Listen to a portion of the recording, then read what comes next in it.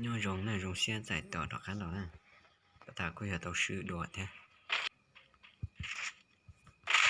ông đồn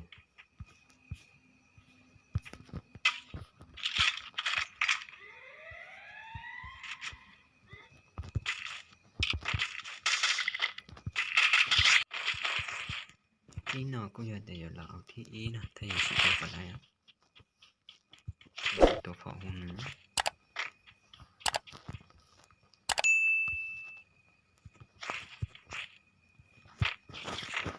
để nó chỉ đây tổ nó sống khủng này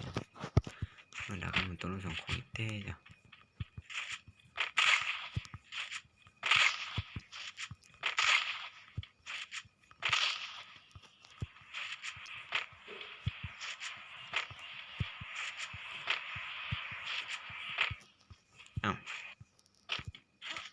bỏ trời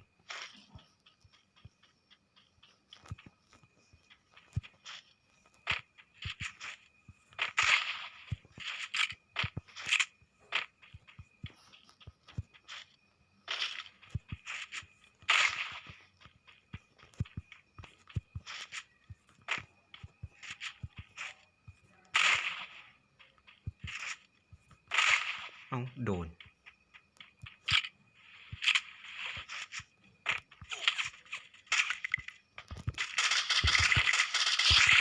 tài nó đượcครับทำไมตายง่ายจังอะนายเฮ้ยกูโปรอะทุกคนกูโปรอะ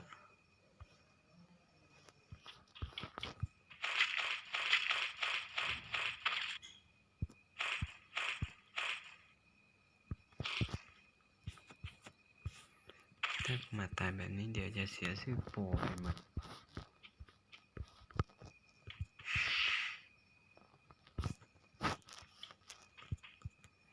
เกมติดข้าวนี่ปืนกงดีกว่าไปฆ่าตัวตายใช่ปะจะเอายังไงวะ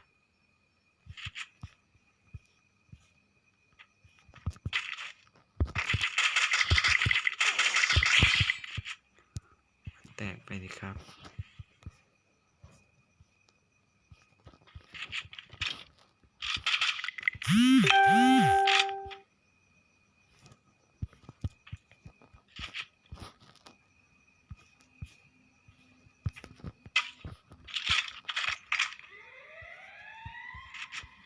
ให้trò tôi cho nó tôi xin xài đi trò đến nó là tôi xin xài chơi này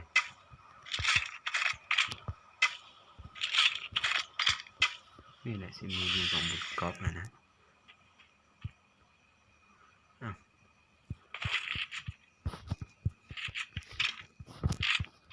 จังหวะนี้ต้องเพ่นใช่แล้ว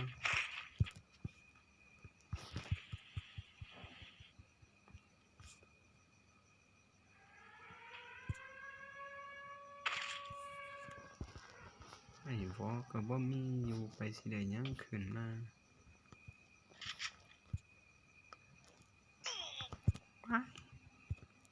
ไอ้เวรเนอะมันอยู่ไหนมายิงกูอะ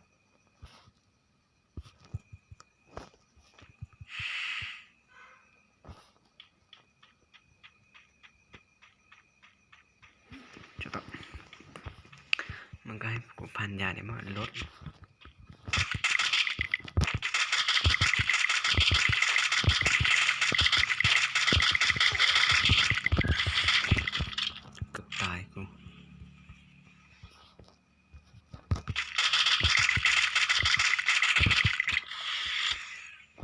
ตายแท้บาดนี้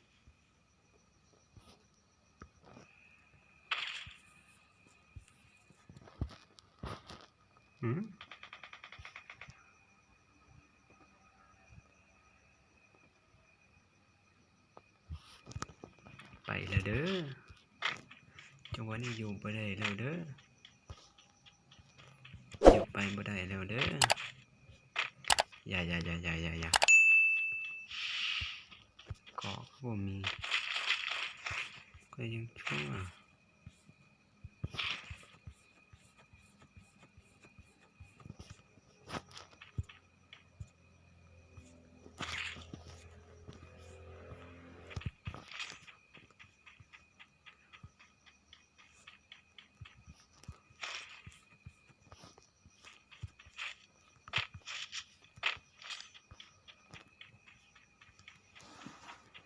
วงมาเสย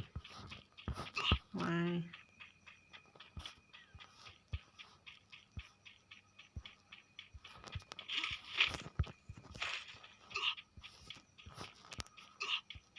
ตายวงเลยเนี่ยว่ายอมเด็ดขาดเมสซี่คน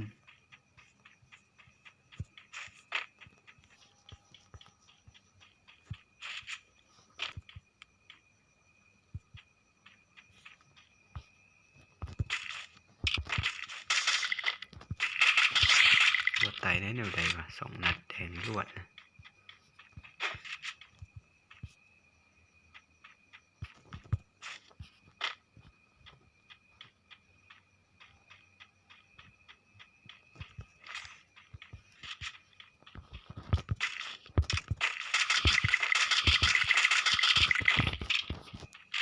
เพนและกู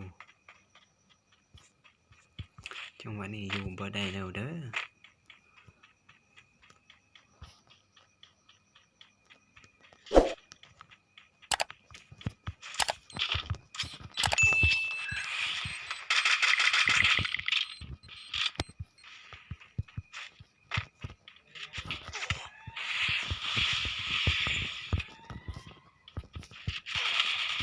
เอาไอ้เวน